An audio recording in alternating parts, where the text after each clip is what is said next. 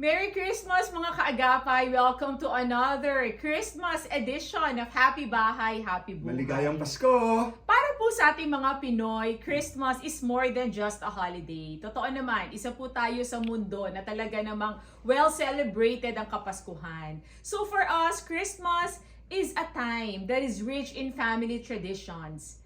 A time where love and togetherness takes the central stage.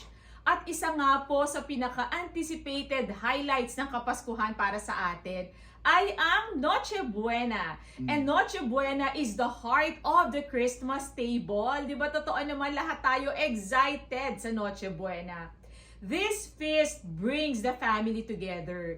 Kaya naman, this is more than sharing a meal together. Para sa akin, Noche Buena is a meal that is beyond food. It is a cherished moment that strengthens family bond and celebrates the spirit of the season. At yan po ang ating topic today, Noche Buena, the heart of the Christmas table. Yes, I love Christmas. In fact, I love everything about Christmas. At isa na nga dito ang paborito ko, tuwing nagsasama-sama ang pamilya at kumakain at nagse-celebrate sa Noche Buena, honey. So ano nga ba yung reason? Bakit natin kailangan kumain ng Christmas meals? Hindi ba? Tuwing Noche Buena o tuwing araw ng Pasko. Unang-una na dyan is to strengthen family bonds. Napakagandang bonding moments ito ng isang pamilya, honey, no? Hindi lang kayo nagbabanding, busog pa po kayong lahat. Kasi po, sharing a meal allows families to reconnect. Sharing laughter, yung magagandang stories,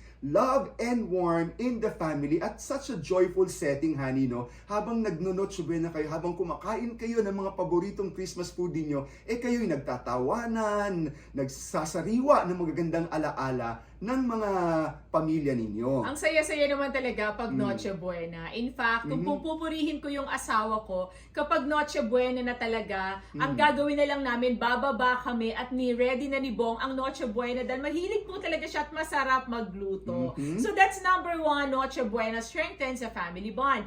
Ikalawa, Noche Buena passes down traditions. Gusto ko to. Siyempre, honey, kapag kumakain ng mga bata, Daddy, baliktad po kami, Daddy, ang sarap ng luto mo, Daddy, saan mo nakuha yung recipe na to? Sulit lahat ng pagod. Yes, it is a chance po to pass down recipes, traditions, and values, keeping your family heritage alive for future generations. Yan po yung pagkakataon na kinikwento ni Bong, galing yan kay lola mo. Itong recipe na to, minana ko pa to sa mga lola ng lola mo. Kaya naman yung mga bata, natututo sila to appreciate your family heritage. Gusto ko yan, honey, no? Yung pinapasa yung heirloom recipe sa mga anak.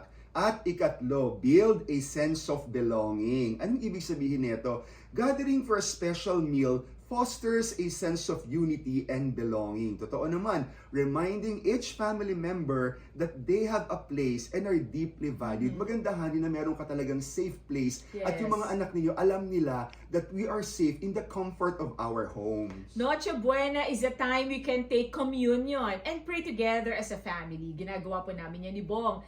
Thank God for Jesus and for His gift of salvation. Celebrating around the table strengthens family ties and creates memories that last a lifetime. Noche Buena, one of my favorite time of this holiday season. Lagi po nating tandaan ng mag-asawang sabay manalangin. Napagtatagumpayan lahat ng suliranin. Ako po si Bong Pineda. At ako naman po si Claire mula sa Happy Bahay. Happy Buhay! Merry Christmas! Maligayang Pasko!